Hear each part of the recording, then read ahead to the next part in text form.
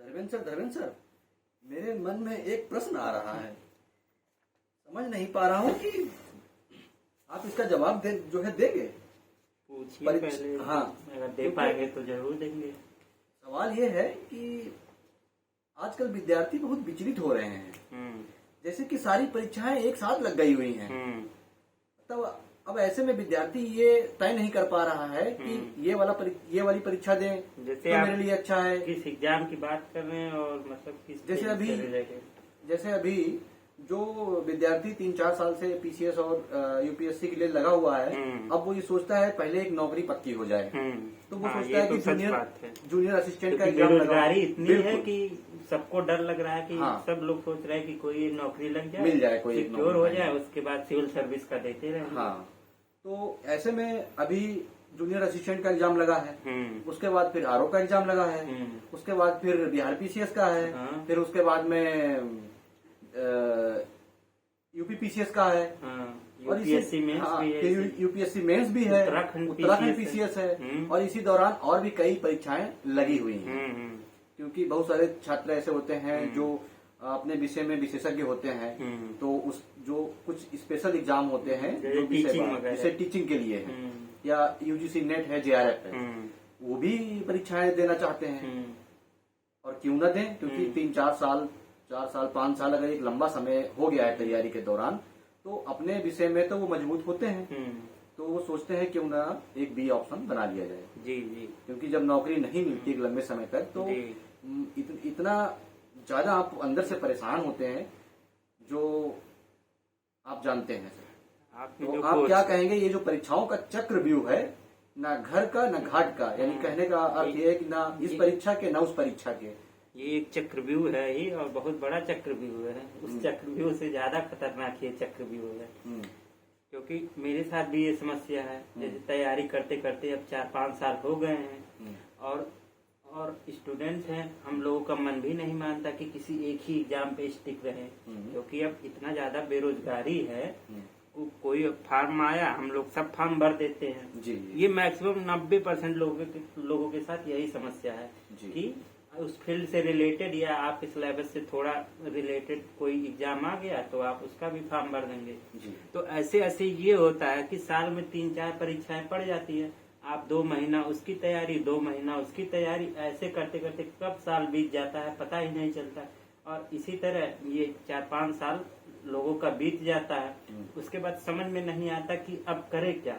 उसके बाद यही लगता है लोगों को अब कोई भी छोटी से छोटी नौकरी मिल जाए, किसी तरह सेटल हो जाए, उसके बाद बड़े वाले की तैयारी करेंगे, किसी बड़ी परीक्षा की तैयारी करेंगे। जैसे यूपीएससी या पीसीएस का एग्जाम हो गया। बिल्कुल, ये मेन बात, गवर्नमेंट भी वैकेंसी अब निकाल नहीं रही है, सारी चीजों का प्राइवेटाइजेशन हो रहा है, तो बच्चे भी डरे हुए हैं।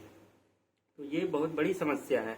तो जैसे अब इस समय की हम करंट की सिचुएशन, तो फिर कैसे एक जैसे इस समय इतनी सारे परीक्षाएं हैं, तो कैसे एक एग्जाम पे हम जैसे करंट डिपेंड रह सकते हैं। जैसे हम लोग सिविल सर्विस के हैं, आप भी सिविल सर्विस के स्टूडेंट हैं। तो जैसे इस समय 3-4 परीक्षाएं लगी हुई हैं। जैसे अभी यूपीएससी का मेंस है, यूपी पीसीएस का भी मेंस है, आरओ का एग्जाम है। इसी महीने में आपका उत्तराखंड पीसीएस है।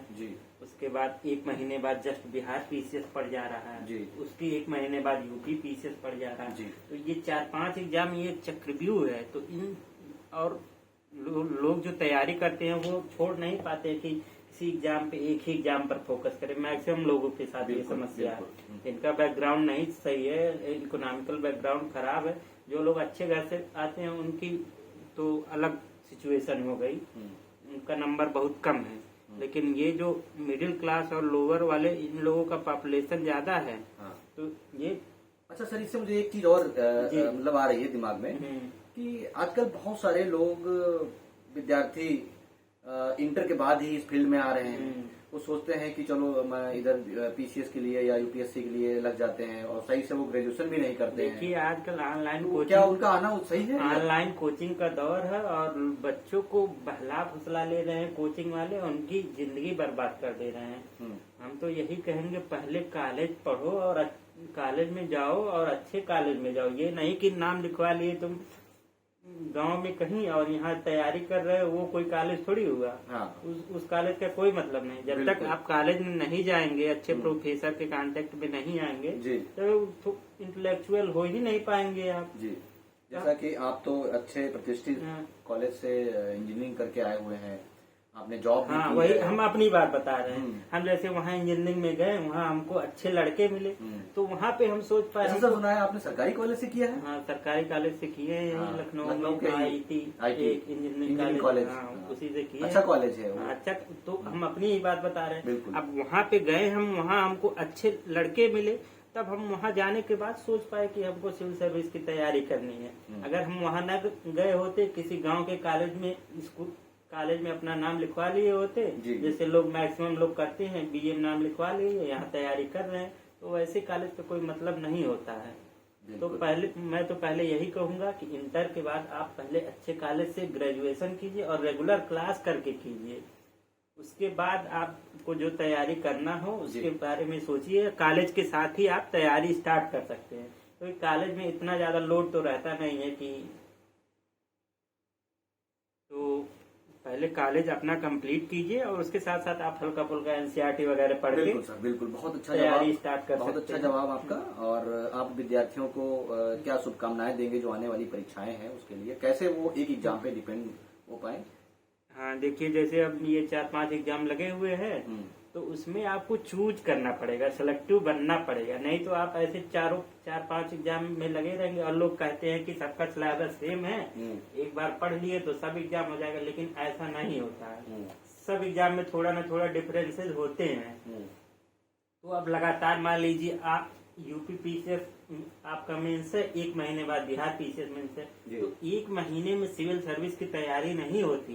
ये सब कोचिंग वाले भ्रम फैला रखे हैं। और जब से ऑनलाइन हो चुका है ये सब कोचिंग, तो बच्चे देख के उसको मोटिवेट हो जा रहे हैं बहुत जल्दी। इतना आसान नहीं होता सिविल सर्विस की, ऐसे 1-2 महीने में तैयारी हो जाएगी।